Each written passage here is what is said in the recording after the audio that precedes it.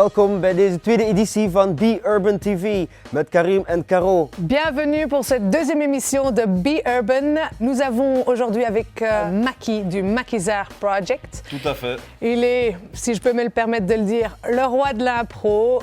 Il fait du slam, oui. Il fait du rap. Oui. Il y a plein de bonnes vibes, plein de bonne musique, Exactement. d'ailleurs qu'on va découvrir plus tard. Mais tout d'abord, on va enchaîner sur ce premier documentaire que Karim va vous expliquer plus en détail.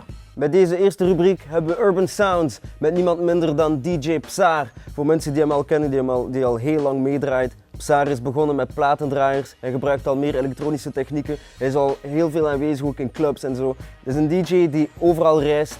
Party on! Check this out.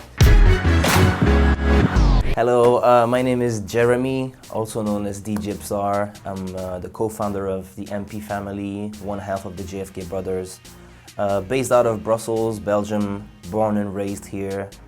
I'm 100% from here, let's put it that way. I started DJing at the age of 13.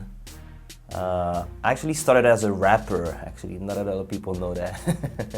So I also tried being a graffiti artist, breakdancing in primary school, until I decided to become a DJ. I got my first show on the radio when I was 15 in Brussels, Radio Air Libre. Around that same time, I started going out pretty early. I was in a club at the age of 15, observing a lot. When you're that young kid, you're not even allowed in clubs. All you try to do at that time is just observe, watch and learn. And then ever since, I've been doing this, I won't even call this a job, this is my life. As every DJ, I started off as a scratcher. I went to MC Solar concert here in Brussels, Forêt Nationale. I was, I think, 12 or 13 years old. I discovered the whole hip-hop world. I saw these guys, rappers, dancers. And then I just started watching like a lot of groups, hip-hop groups on TV, NTM, IM. Of course, Benny B, homemade, made in Belgium, shout out to them. I gotta say, if it wasn't for Benny B, I wouldn't be here as a DJ. This was very, very inspiring. For the future, there's like a bunch of other projects, two in particular. First of all, it was about time I team up with my brother, DJ Septic, Kenny. I've known him forever, obviously, so it was about time we joined forces in terms of production, but also live performances. We go by the JFK Brothers. You can expect a lot coming from us, starting off with some remixes, it's already online. But then, in the next few months, original productions, live acts, live shows, entertainment. The second project this year is the tour around the world. I've been touring for 8 years now, all around the world. I've played over the 5 continents. And this is more like the occasion for me to... what's very frustrating is not being able to take people with me on tour. Because it's an amazing experience when you get to see different cultures, different continents, different people, different influences. This is so interesting. You gotta be there. This is what I want to do with that tour. That's gonna be called Around the World in 80 Days. On top of the tour, we're gonna have a TV show. I wouldn't call this a reality TV show since it's not going to be scripted. This is going to be 100% me, spent 10 years and all that. So Around the World in 80 Days starts off in a few weeks. Australia, Asia, Europe, North America, and we're probably going to end up in Africa with a charity program. I think it's a premiere for a DJ to, travel around the world in such a short time, 11 weekends. 30 shows. Alors, comme on a su voir dans l'extrait, le DJing, en tout cas, il y a une chose qui est sûre, c'est que non seulement ça fait bouger les gens, mais ils bougent. Faire le tour en 80 jours. Donc, c'est en fait un genre d'émission qu'ils vont filmer et que donc ils vont un peu le suivre pendant tout son trajet. Qu'est-ce que toi tu ressens avec le DJing? Quelles sont un peu tes expériences? Moi, mon rapport, c'est que j'ai toujours considéré le DJ comme un instrument. Et d'ailleurs, c'est pour ça que dans Maquisard, il y a un DJ et qui ne se contente pas juste de faire quelques scratchs. On l'utilise comme instrument à part entière. Moi, je suis rappeur, je viens du rap. Et quand j'ai commencé, le DJ était tout aussi important que le micro dans la main du rappeur. Je veux dire. C'est vrai que surtout à l'époque, le DJ, c'est vraiment celui qui faisait découvrir tout le monde des nouveaux sons, quoi. C'était un peu les sortes d'encyclopédies de l'époque. Et d'ailleurs, moi, je comprends certains DJ. C'est vrai que sans faire le nostalgique, il y a beaucoup de choses qui se perdent. Et à la base, un DJ, c'était quelqu'un qui venait et qui faisait, comme tu dis, découvrir les derniers sons du moment et qui permettait aux gens de se tenir informés de ce qui existait.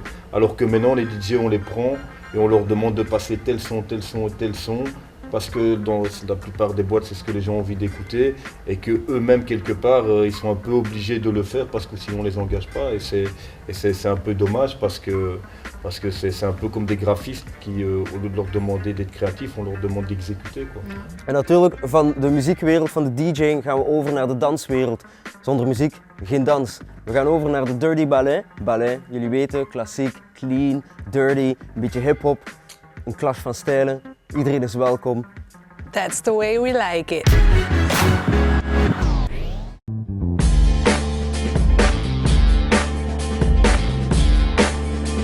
The place to be, c'est bien sûr ici le Dirty Ballet.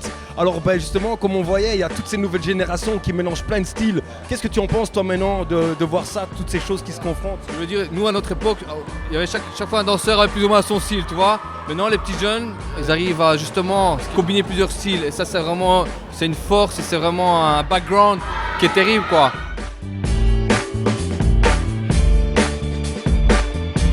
Pendant des années, on sait qu'il y a les styles qui ont splitté, chacun dans leur case. Maintenant, il y a beaucoup de mélanges qui se font. Qu'est-ce que tu penses justement de ce grand mélange qui finalement est un peu la logique?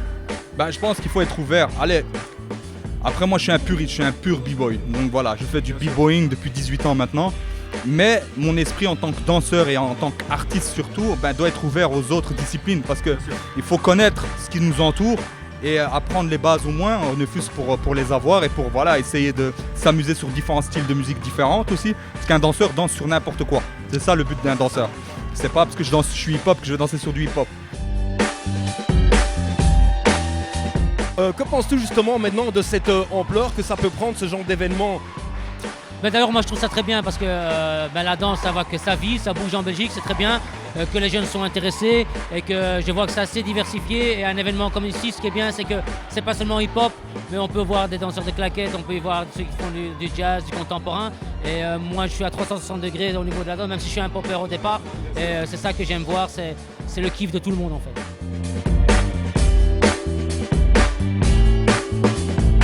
Ik ben Big Girl Tattoo. Ik heb vandaag meegedaan aan Dirty Ballet met Hip Hop Masters. Ik vind het heel tof dat ze zoiets organiseren voor streetdancer en de verschillende stijlen. U kunnen bewijzen, popping, locking, new style. Heel tof, ik heb mij uitgeleefd, zware concurrentie. Dus heel tof om nog eens om zichzelf eens te kunnen testen. En tout cas, est-ce que tu pourrais présenter déjà ton crew, ton équipe et pourquoi êtes-vous là aujourd'hui? Écoute, ma compagnie s'appelle Contre-Tendance, donc c'est une compagnie où on travaille un petit peu sur tout ce qui est urbain et ethnique. Donc un métissage, le métissage des arts et des cultures, c'est un peu ce qui m'inspire et c'est ce que je souhaite développer dans le cadre de la compagnie. Et donc là on est au Dirty Ballet Kids Massacre, parce que deux de mes protégés, on va dire, ont été sélectionnés pour le battle des moins de 15 ans. Donc je suis très fière d'elle. Et alors aussi on a été sélectionnés pour participer au Dirty Ballet, donc concours chorégraphique.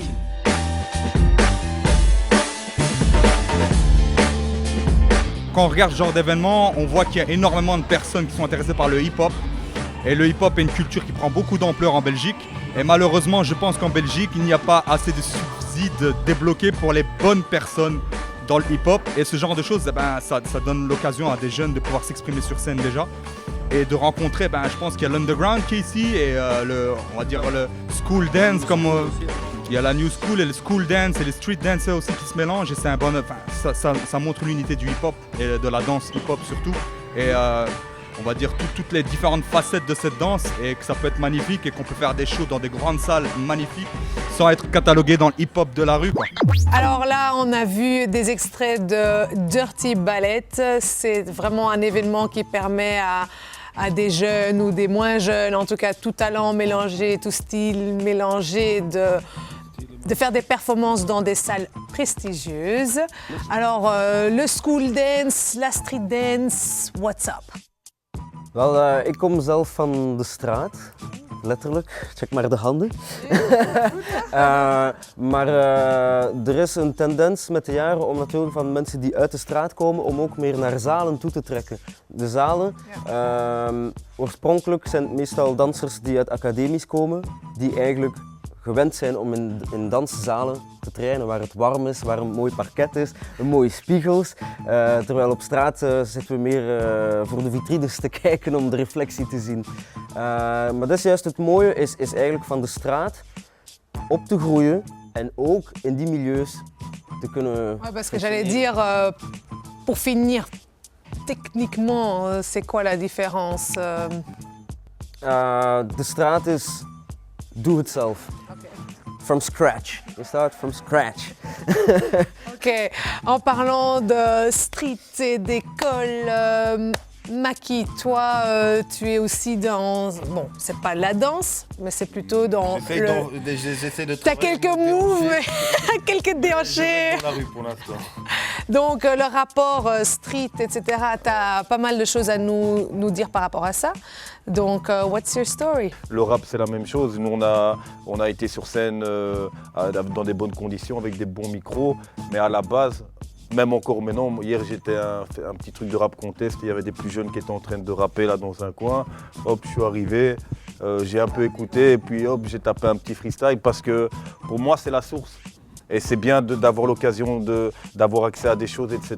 Mais c'est important aussi, moi souvent je fais des petites références à Rocky. Quand tu as Apollo Creed dans Rocky 3 qui prend Rocky, qui le ramène dans sa vieille salle de boxe où ça pue la sueur, le sang, l'entraînement. C'est aussi ça, c'est bon. En voilà, we gaan direct naar het rubriek Urban Fashion.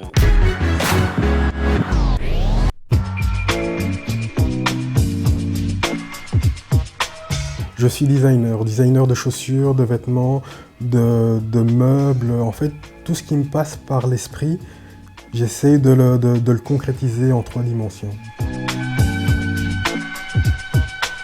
J'ai commencé par le graffiti, en fait c'est ça qui m'a amené à ça. Puis j'ai voulu mettre mes graffitis sur des vêtements et puis je me suis dit qu'il fallait que j'approfondisse le côté vêtements, donc j'ai fait des études de stylisme aux ateliers Lano pendant 3 ans. Et puis de là a découlé ma première collection de jeans. Et puis là, pour l'instant, je me suis lancé depuis 1 an et demi maintenant dans la confection de chaussures, de baskets, de sneakers pour être plus exact. Bah, la démarche de la confection des baskets, c'est fait depuis 1 an et demi maintenant. Je m'étais mis devant mon miroir et j'étais avec une veste à moi, un pantalon à moi et j'ai regardé mes pieds et j'ai fait, il me manque un truc. Et je me suis dit bon, je vais tenter de faire des baskets. Et donc j'avais aucune idée de la démarche à suivre, donc j'ai été sur YouTube, j'ai un peu regardé les différentes étapes de la construction d'une chaussure et donc j'ai appliqué ça au basket. Et donc c'est comme ça, petit à petit, je suis venu à créer mes propres baskets.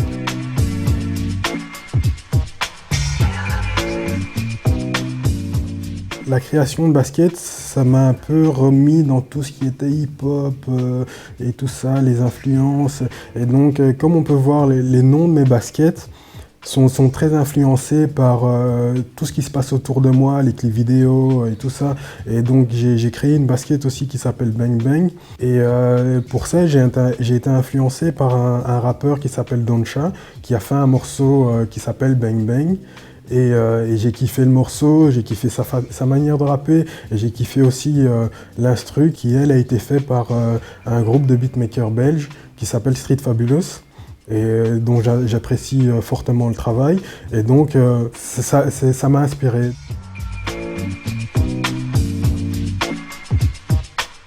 Alain Mukendi, c'est tout un ensemble de créations. Ça ne se limite pas forcément aux vêtements. Je peux partir sur des meubles. C'est vraiment... je me laisse aller dans la créativité en fait. Je me mets pas dans une case où je me dis ouais je suis simplement un créateur de vêtements ou un créateur de chaussures. J'essaye d'exploiter toutes les possibilités qui viennent à moi. Pour les projets futurs, dans un premier temps, ça va être la continuité de la création de mes baskets. Tout est fait main par mes soins. Donc de A à Z. En parallèle, c'est aussi la création d'une marque de vêtements de yoga. Donc c'est une marque qui sera basée sur le bien-être, sur la relaxation et tout ce qui découle du yoga en fait. Zoals jullie zagen in deze documentaire, Alain Mukendi, fashion, street fashion. Hij is teruggekeerd naar de street, de shoes. Alors quand on parle de chaussures, ça intéresse les femmes, donc on aimerait bien un peu plus découvrir cette fashion, cette mode. Donc nous appelons avec nous Alain Mukendi en live pour discuter de la mode. C'est parti. Bienvenue Alain. Alors Alain, donc on a vu dans le documentaire que tu es à fond dans la création des baskets. Alors explique-nous un peu, c'est quoi Ça, mais en fait le concept de la basket en elle-même, c'est des modèles originaux qui seront déclinés à pas plus de 10 exemplaires. Et dans chaque chaussure, en fait, il y aura un billet de 5 € signé. Non, elle sera dans la semelle intérieure de la chaussure. Pourquoi en cas on est dans la dèche et on veut s'acheter un paquet de clopes, on sort le billet de 5 €. Non, c'est un peu comme en cas de danger, briser la vitre et prenez le c'est pas mal comme concept. Non, mais c'est un petit concept comme ça, c'était pour donner un petit truc en plus tout simplement. Allez, sympa. Maar Alain, om even terug te komen op uw universum. We hebben het gehad over sneakers, maar het gaat verder dan sneakers. Wat doe je nog zo allemaal met... Je fais des robes de mariée, je fais des costumes, je fais des costumes de scène, je fais des costumes pour des clips vidéo. J'ai fait le costume pour le dernier clip de Akam, où j'ai fait un costume assez futuriste qui allait bien avec l'esprit du clip. Donc je me laisse aller en fait, je me laisse aller dans la création. Il n'y a pas de limite, no limit. Alain, vreselijk bedankt. Ik hoop dat je veel succes hebt ook met al uw grote plannen. Merci de m'avoir invité et je vais m'en aller là maintenant. Je vais vous laisser. Ça va, écoute, mec, y a pas de problème, hein. On avance ensemble. Hein. Alors Maki, voilà, on est là pour un peu discuter de ton album. C'est Maquisard, Embraser le calme. Ouais. Donc on aimerait un peu savoir, bon, j'ai écouté quelques sons de ton album, c'est vachement lyrique et aussi très musical. Ouais. Alors explique-nous un petit peu déjà où vous avez eu cette rencontre musicale avec ton groupe. Bah écoute, la base de la rencontre, c'est avec Marolito, qui est guitariste flamenco, et que j'ai rencontré par une personne en commun. Et donc on a fait un texte, Bambino di Pioggia, qui justement est sur l'album. Et suite à ce texte, on a réfléchi, en fait, lui vient du flamenco, du hip-hop, et à la base, c'est deux cultures qui viennent des classes populaires et aussi des cultures quand même qui disent des choses, qui prennent des positions. Et puis lui connaissait un percussionniste, moi je connaissais un DJ, et puis chacun a amené des éléments, et puis au final, on s'est retrouvé avec Marolito à la guitare, le DJ, percussion, basse, cuivre, moi à la voix. Et il nous semblait évident que c'était important qu'il y ait de la musique, mais c'est aussi important qu'il y ait du texte. Ouais, en parlant du texte justement dans la chanson Bambino di Pioggia, explique-nous un petit peu de quoi il s'agit dans ce titre. Bambino di Pioggia, ça veut dire enfant de la pluie. Et en fait, moi je suis belge d'origine sicilienne, donc en Belgique on connaît plus la pluie que le soleil, et en Italie, voilà, malheureusement, même si on a quand même un peu de soleil, il ne faut pas non plus noircir le tableau. Et donc voilà, c'est de là que c'est parti. Et puis ce texte aussi, en fait, c'est un texte qui parle de l'immigration, qui parle du fait d'être partagé un peu, d'avoir le cul entre deux chaises, entre deux pays, sans savoir nécessairement où aller ou quelle destination serait la plus aisée, on va dire, pour la personne. Et puis ce que je trouve intéressant dans ce morceau, c'est que finalement, quand on l'a fait écouter, il y a plein de gens issus de l'immigration qui se sont reconnus dans ce morceau. C'est-à-dire que la Belgique, pour eux, c'était la Belgique. Mais après l'Italie, ça pouvait être la Roumanie, ça pouvait être l'Afrique, ça pouvait être le Maroc, etc. Donc ça, c'est vraiment quelque chose d'important. Justement, c'était super intéressant ce que tu dis dans ton concept d'intégration. Il y a toutes ces cultures étrangères en Belgique présentes qui se sentent sans doute très liées à ce sujet que toi tu as traité dans ce son. Donc on est super pour et on le défend. Zo gezegd zijnde, Makizaar.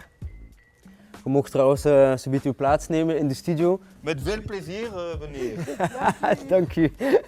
Dus we hebben live hier Makizaar, gitarist en MC, Embrasez le Calme, binnenkort. Woohoo!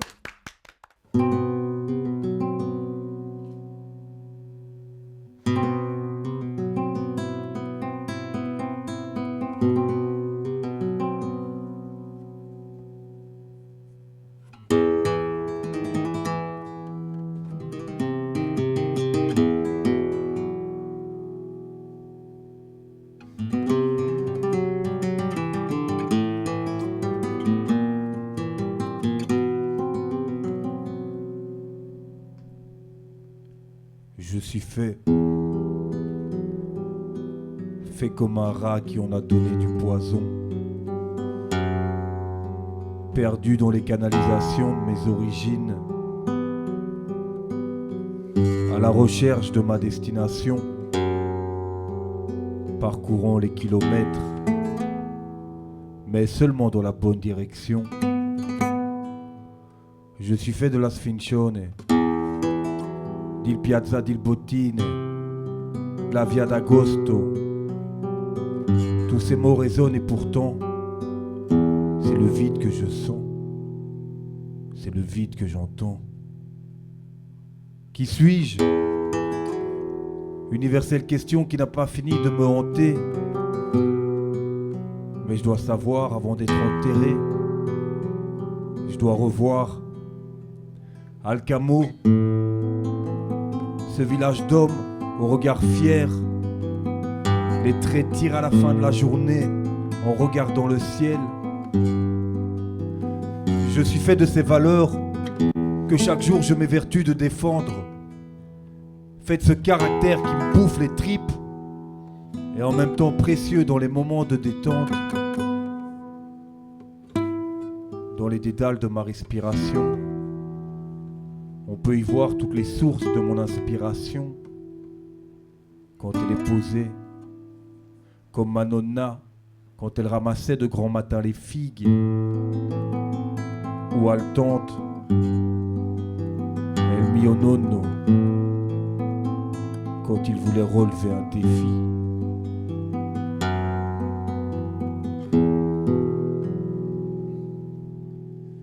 Je suis fait, et l'alcool a pris le contrôle, surfant sur les pavés sous une pluie fine. C'est Bruxelles qui se tape le bon rôle. Je suis fait de ces coins sombres, et paraît-il peu sûr, de ces beaux quartiers où l'ultra sécurité rassure.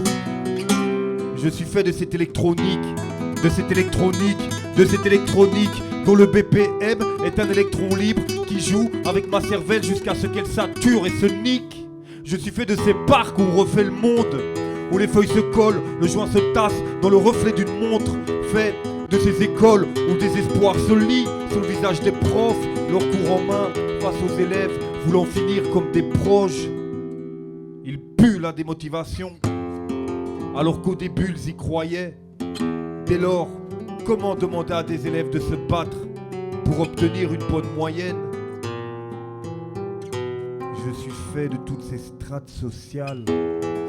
Pendant que dans une maison on passe à table, dehors un homme se fait passer à tabac, une femme se barre en claquant la porte et un autre joue patché dans un coffee.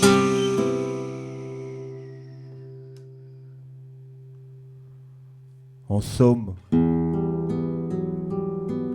je suis un enfant de la pluie et un enfant du soleil.